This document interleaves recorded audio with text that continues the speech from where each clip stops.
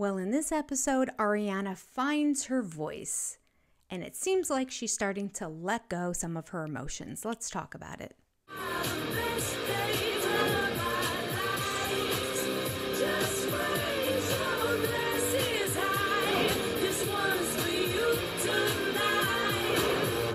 This is season 11, episode 10, episode called A Line in the Sand, and you'll see why in a little bit. Not a whole lot to talk about in this episode, quite frankly, but let's walk through it.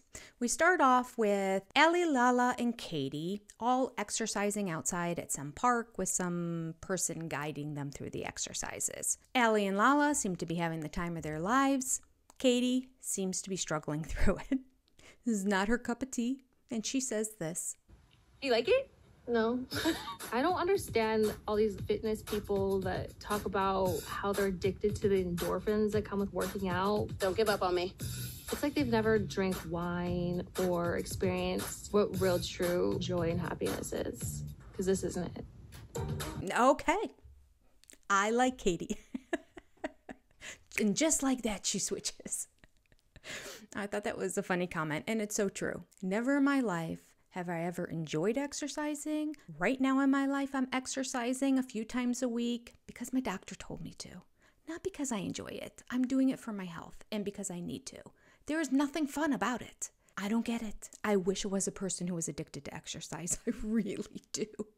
I envy those people. Let's go on. Anne comes over to Tom and Ariana's house. So she's all dressed up in a suit because Tom's assistant Anne is interviewing for Ariana's assistant position. But before she starts the interview, she pops upstairs to say hi to Tom, let him know that she is there. Anne says, is everything okay? And then she said, I'm going to be talking with Ariana a little bit and helping her. She's trying to find an assistant, so I'm going to be helping her out a little bit. And he's like, oh, okay. So she goes downstairs and does the interview in the kitchen. Now, I wrote in my notes, liar. And you little liar. And then I wrote, yeah, true. Because it is true. She is helping Ariana find an assistant. And it just might be her. The interview goes on. She does seem like she'd be a good fit with Ariana because she's really done being Tom's assistant, cleaning up after him, cleaning up after his parties, taking care of the dog when Ariana's not there. She's not doing anything interesting. She's a cleaning lady, essentially, all the time for him. Whereas Ariana wants an assistant that's going to help her with her life and career, organizing paperwork, and Anne is stoked. That's exactly what she wants to do.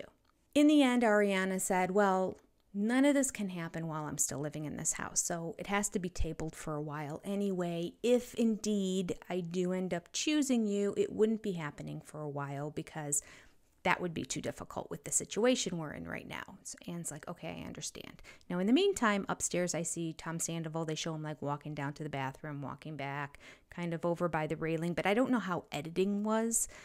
I just thought he was walking around up there. Okay, we'll get back to that in a second. Quick cut to Schwartz visiting Brock and Sheena. He brings over a plant. Surprise. And again, does not look like a plant from his home. Looks like he went and bought another plant for them. And Schwartz admits that he feels his biological clock ticking. I mean, he's 40 or something now, right? And his wife just left him. So he doesn't have really much on the horizon besides Joe, whatever that is. And he says, you know what? I don't know. I can do a lot of things in life, but I'm sure going to be a good dad. You know what? He sure will be a fun dad. I don't know about the responsibility of being a really good dad, but he will be a fun guy and he'll be interactive with his kids, which is more than some dads do, so we'll leave it at that. Ariana ends up going upstairs to her room. She gets herself ready because now she's going to Katie's house. So at Katie's house, Ariana shares a story about the interview with Anne and adds more information that we didn't see, and that is that when she went upstairs to get ready to go over to Katie's and came back down, Anne was in the kitchen crying. And she was crying because Tom laid into her for doing that interview with Ariana. Anne needs to go. Poor thing. The hypocrisy of the story is that Tom is really upset with Ariana because she or her friends would eavesdrop and hear him talking on the phone in his room. So he put this sound machine that makes noise outside of his room that's making this commotion all the time. So nobody can listen to his conversations. Yet, he goes out, walks down the hall, over by the railing, and eavesdrops on the conversation that Anne is having with Ariana. Nobody can do it to him, but it's okay for him to do it to other people. I will say, on a side note, very dumb of Ariana to do this interview in the kitchen. Very dumb of her to assume that Tom wouldn't eavesdrop on her. She should have done it when Tom was not at the house.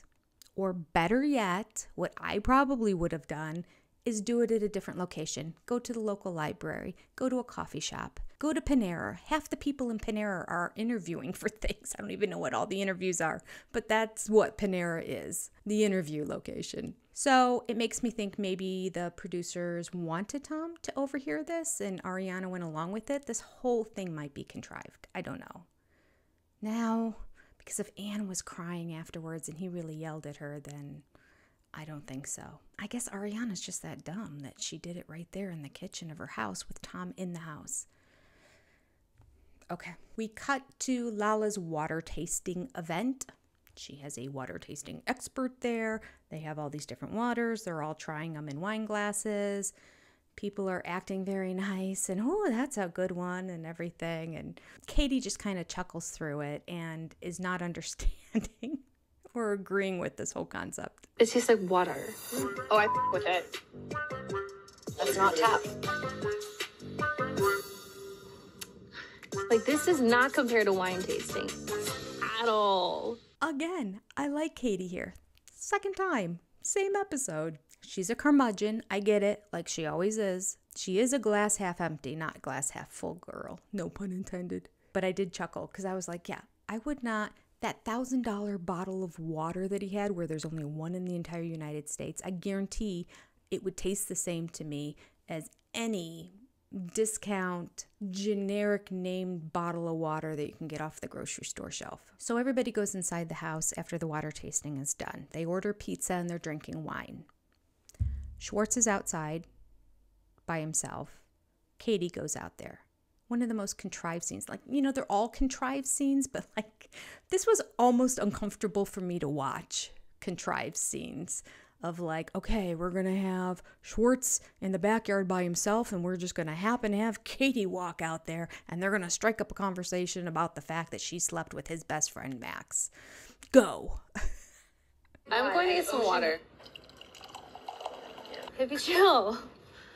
He's all over you like a dog in heat. I don't remember which one was my glass, but I was gonna... I don't know what I'm doing out here.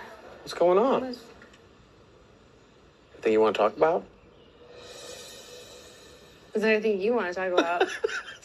Oh, they're terrible actors, or at least terrible at improv. So they're going back and forth. Katie is kind of smiling during it, as is Schwartz. It was pretty lighthearted. There was no like animosity really. Katie points out that Schwartz has messed up and cheated on her so many times. This is her one time.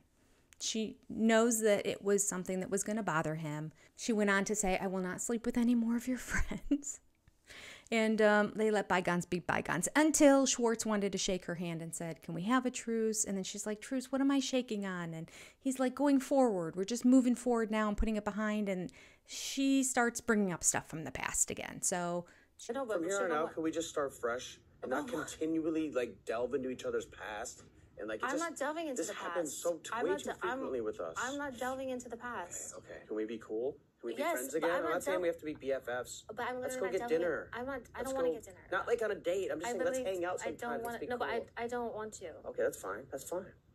Until you want to make better choices. she's not quite ready to move on yet. And then inside the house, Ariana is sharing with everybody who's sitting around the dinner table eating pizza the story about Anne and how she found her crying. And as she's telling the story, Tom Sandoval goes walking through the living room.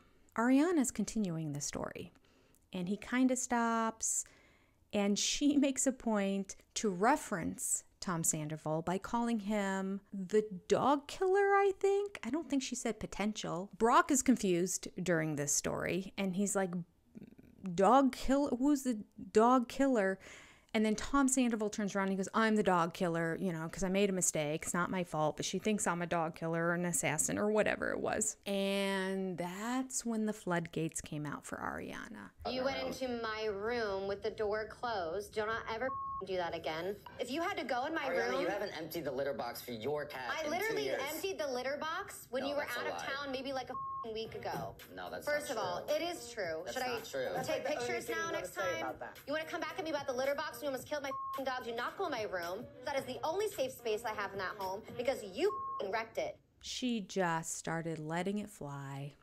She's yelling at him. She's just yelling at whoever. She's upset about the whole dog thing. It is understandable how she feels and how she's reacting. It was also irrational.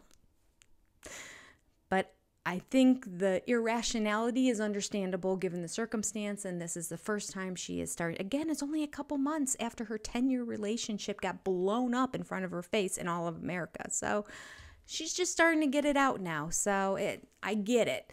But you could tell everybody was just uncomfortable there. It's kind of uncomfortable to watch, too, because she gets so worked up that she starts to just look unhinged. Second of all, when I came home from... Why don't you respond to an email? Second of all, I came Put home on your from big girl Sir... panties and respond Stop to an email. interrupting me. My lawyer will be dealing with you, not Tell me. your lawyer. You left the back door open when I came home from Sir the other night. It was wide open. Away from me. Get the away from me. Get the away from me. Okay. Get the away from me. Get the away from me. Never look at me in the eye again, you piece of Tom decides to leave the party, and Ariana continues. She does not stop yelling, so she has a lot of stuff bottled up inside of herself. The next day, Sheena and Brock are discussing this whole event that happened the night before. Brock thinks Ariana needs to get over it. Sheena says she's not going to get over it. She's just not there yet. I find that interesting because didn't last episode or the one before have a scene where Brock was saying Ariana needs to deal with her emotions and let them out? I thought that was Brock. Maybe it was somebody else. Because this is contradictory to that. She's starting to let it out, and Brock's like, she needs to get over this. So I'm all right. She's clearly not ready to just like pack it up and get over it. She seems to have a visceral reaction when she's in Tom Sandoval's presence. She is still very hurt. It's still raw for her. We cut to Ariana back at her house with her interior designer, Lucinda. Ariana, after the other evening, has decided, I am pushing forward and we are getting out of this house. So Lucinda is the person who was the interior designer for their entire house. She had the custom-made furniture. She found specialty pieces from different locations. They were all from different stores, things that were made. A lot of cool stuff in their place, a lot of kind of funky stuff that I wouldn't even want if somebody gave it to me. So, I mean, the taste level of Tom is so quirky that I don't think it's resellable. But I know it all cost a pretty penny. So Lucinda had all the receipts, and she knew exactly if it was Tom or Ariana who paid for all the different things. And surprisingly, Ariana paid for the majority of it. So Ariana's ready to do a counter offer right now to Tom based on the offer he and his lawyer presented to buy her out of the house. She's going to come back with a counter offer that's going to include all of these furniture pieces that either she wants to take or what the estimated value of them are, and she wants him to pay her for it. Now, Lucinda said, oh, this is going to be a big fight. This is going to be a big deal. Wait till he gets this. It's going to be a problem. And Ariana laughs and says, probably, but yet, maybe not. Which is so true, right? I think Tom wants her out of there so bad, he wants that place to himself, that he'll pay whatever she says. I mean, as long as it's not like double, an outrageous amount of money, but way over market value, I think he'll be like, fine, yes, go. I'll give you the money. It's interesting, too, because Tom makes reference all the time to the fact that Ariana doesn't pay for anything, and yet here's documentation and proof with receipts that Ariana bought the majority of the furniture in the place.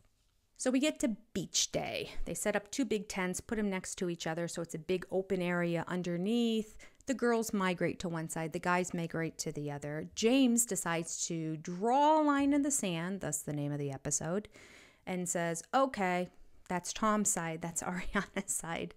Let's just keep to our own side so we can keep the peace at beach day. Ariana's pretty much on her phone and just ignoring Tom. You can tell she's not enjoying being there, but she also made a point to say to Katie earlier, yes, I'm going to beach day because I will not allow him to prevent me from still hanging out with my friends. And she does have to get used to getting in his presence. But then later on, she does yell at all her friends for forcing her into the situation where she's with him. So they didn't force her. She didn't have to go. But her choice is hang with your friends or don't hang with your friends. If you hang with your friends, Tom will be there. If you don't hang with your friends, no Tom. Tom Sandoval decides to poke the bear. And he brings up to the guys that he met this girl the other night and she's in charge of singles events. So he's going to her next singles event that she's coordinating and Schwartz is coming along with them. So people are trying to make light of it and somebody says, hey, Katie, you want to go to the singles event? You're single too. And she's like, right, with Schwartz, with my ex-husband? And Schwartz is like, yeah, be my date. It was cute. It was lighthearted. Everybody was laughing. Ariana, not laughing. Looking down. Sourpuss face. She's not happy to be there. Can you have this conversation not in front of me because it's f***ing disgusting? Let's do that. Well, that's on you, not That's Sheena. not on me. I did not bring this up. Yeah, well, the conversation subject matter is disgusting because of you, so maybe have it somewhere else. I think Tom Sandoval said that to just piss off Ariana, and it's working. Katie yells across to Tom Sandoval and says, hey, Tom, I heard your assistant Ann is now out of a job. And I'm like, what? Now, this I wanted on TV. Did Tom get rid of Ann? Was he that mad at her? Tom's response was, I didn't say that. It's kind of a weird response. I didn't say that. And Sheena clarifies and says, so you didn't fire her?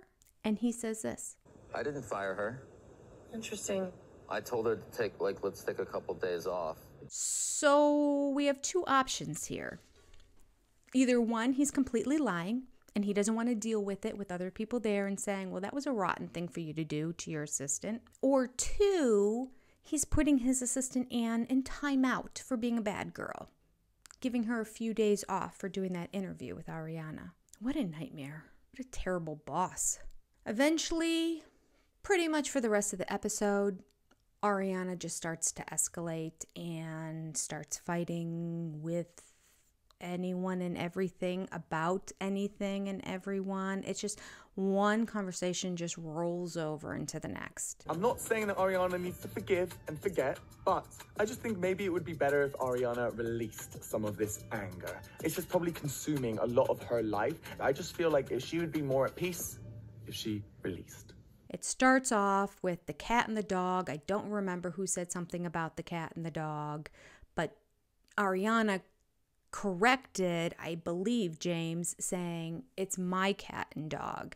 And then James says to Tom Sandoval, Tom, do you agree with that they're her cat and dog? And Tom Sandoval says no. So that makes Ariana scream, I have the adoption papers. I signed for them. I paid for them. They are mine. They're mine, so. Do you agree with that when she says the pets are hers? No. No. I paid the adoption fees. It does matter. It does matter. I paid the adoption fee, so I bought her. Are you gonna fight for her? James, I don't know, man. Ariana paid the adoption fee. So that's it. It was the one bill that Ariana paid. And then she rolls it into, stop talking to me. So when the conversation changes to yelling about, you shouldn't be addressing me and talking to me. I don't want to hear your voice. According to your rules, Ariana, since you applied for the adoption papers and paid for it and did all that stuff, my friend found the house and my people did the loan and I did all. And the irrational circle of argument just continues. We cut to a talking head with Tom Sandoval where he shares that he thought his divorce with Ariana was going to be amicable. Honestly thought after what he did, he was going to have a civil divorce. I had this delusional idea that we would be even more civil than Tom and Katie. Are you guys going for a piss? Oh, great. He's leaving. That ain't nothing. Watch how civil Ariana and I are going to be. Yeah, delusional. He thought his divorce would be more civil than Katie and Schwartz's, of which Katie just basically said, we're cutting everything down the middle, and Schwartz said, okay, and that was it. No arguing at all. The most civil divorce in the history of America. Somehow Sandoval, after what he did to Ariana, thought his was going to be more civil than that. I mean, yeah, talk about delusional. Lala comes up to the beach about now. She was at the dentist with her daughter. And so she is looking around at all the arguing going on, and she's trying to figure out what's been happening and what's going on. Ariana is screaming at her about like how Tom's reacting and what he's saying and how he's yelling at her. And Lala makes the mistake of saying, well, he's on the defensive mode right now. Boom, now Ariana's yelling at Lala. Lala, I don't need you to play devil's advocate. I'm not playing devil's the devil advocate. has enough advocates. I don't think I'm playing devil's well, advocate. He is the devil, I think that and you're being his advocate. But it doesn't last very long because it molds into her yelling at all the guys that are there. Because she points out, which may be true, that Tom is misogynistic. He will listen to other men. So if other men tell him, whoa, man, you need to get back in check. What you said was wrong, or keep your mouth shut, he'll listen to them. But he's not going to listen to the women. He doesn't have any respect for them. So yeah, Ariana's basically anyone who is in earshot is getting it. And for the most part, most people just sat there in silence and just let her go. She needed to get all this out for her sake. I hope this was cathartic for her and not making things worse. I understand that he was an uber douche. Like, this was the most, devastating breakup. But at what point do you choose inner peace? He didn't win. Look at his life. You won. But that's the episode. We're done. I thank you so much for watching it to the end. I know nobody's watching these Vanderpump Rules videos. And when I start looking at other channels and how many views they're getting, yeah, there's some people who just focus on that like all year round. They're doing Vanderpump News, but even those are not getting like sister wife reviews. So I guess the show just doesn't have the legs that I thought it did. So I appreciate you if you stuck it around to the end because it makes my time in putting this all together worthwhile. Thank you very much. I will see you next week with another review. Bye, y'all.